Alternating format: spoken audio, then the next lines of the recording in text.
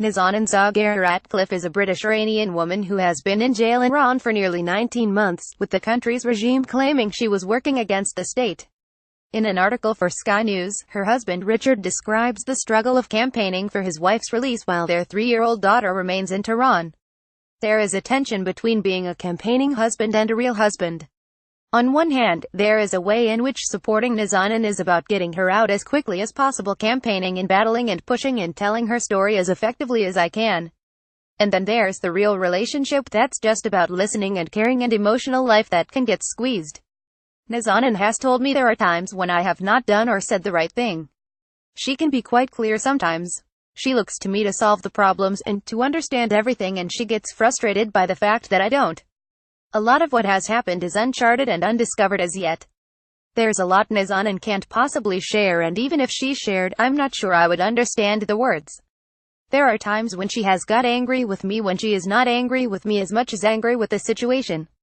Nazanin ZaghariRatcliffe. A timeline image. Nazanin ZaghariRatcliffe, husband Richard Ratcliffe and their child.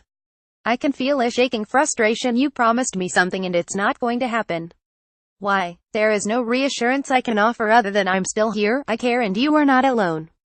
That's where the support I get from campaigning is important, as I can share that with her, all that love and care out there. I would have been pottering around when I found out she wasn't coming home. Nazanin was on holiday. I was having a nice couple of weeks to myself, without toys on the floor. I was due to pick her up from Gatwick Airport at 8 a.m. I was in bed when I got the phone call from her family saying she had not caught the flight. In truth, I didn't really get it. Her family went to the airport but were sent home to wait for a phone call. But there was no phone call. Those first 3 days were the most panicky time.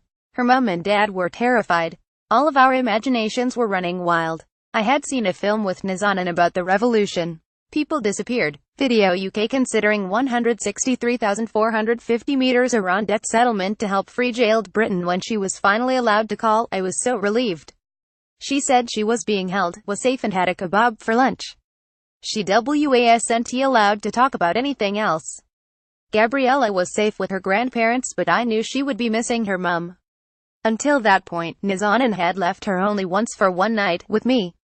In the weeks that followed, I met people through people who had been in prison in Iran. When they told me their stories, that's when the shock really hit.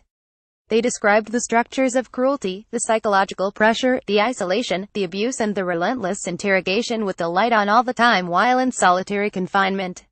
She was alone. All I could think of was I had left her alone. I thought I need to do something, and I don't know what. It was stronger than guilt. I felt I had let her down. I don't feel that now. What drives me now is the sense that I want her to know that I've not let her down. I've done what I could for her. Image. Nazanin ZaghariRatcliffe and daughter Gabriella. 3 weeks after she was arrested, I knew I needed to go public. But it was stressful. I couldn't be sure, am I going to have to go against her family? It was a very hard period.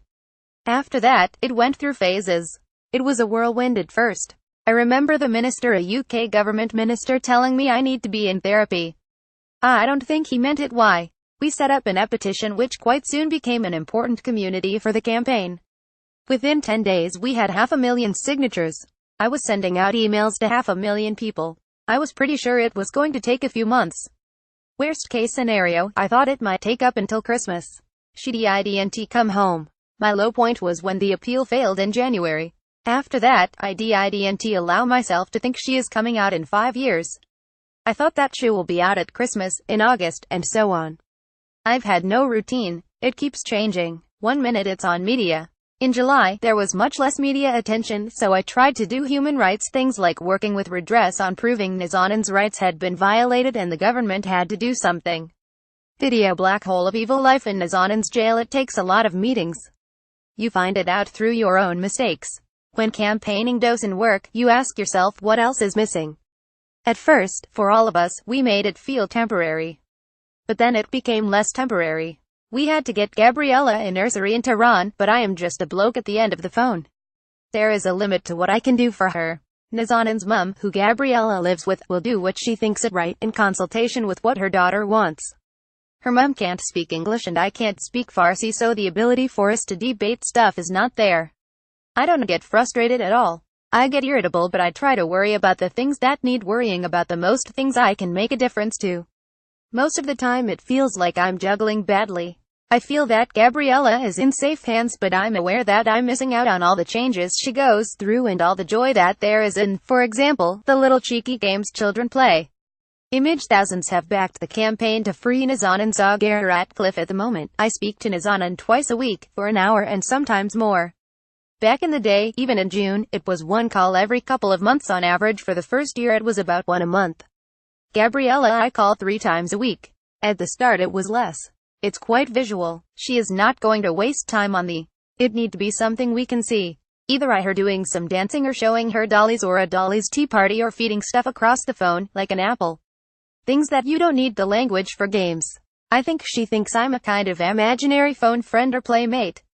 One thing her mum does in prison is they will often draw a picture of Mummy, Daddy and Gabriella, or Daddy back in London, to try and reinforce that she has a mummy and daddy. So she has the idea of daddy and then she has the reality, this man that speaks to her on the screen. I try to live in the present. A little bit in the future. I try not to beat myself up about things. I allow myself to muddle through, struggle, and I make mistakes all the time. It's a rough old hand I've been dealt recently, and I'll do my best. That means regularly, I will walk into difficult situations like meeting the foreign secretary and get through. I feel in the grand scheme of things, does it matter more than the phone call that keeps Nazanin's spirits up? The past couple of weeks, it has gone stratospheric. I've been on the front page of every newspaper. It is unimaginable compared to where we were 3 weeks ago. It feels like things are moving and movement is good. My greatest fear is inertia. I always feel it's shameful, how could it happen, but it did. I try not to hope, in case it doesn't work. But it feels to me that there is a level of concern and care that means that she could be home for Christmas.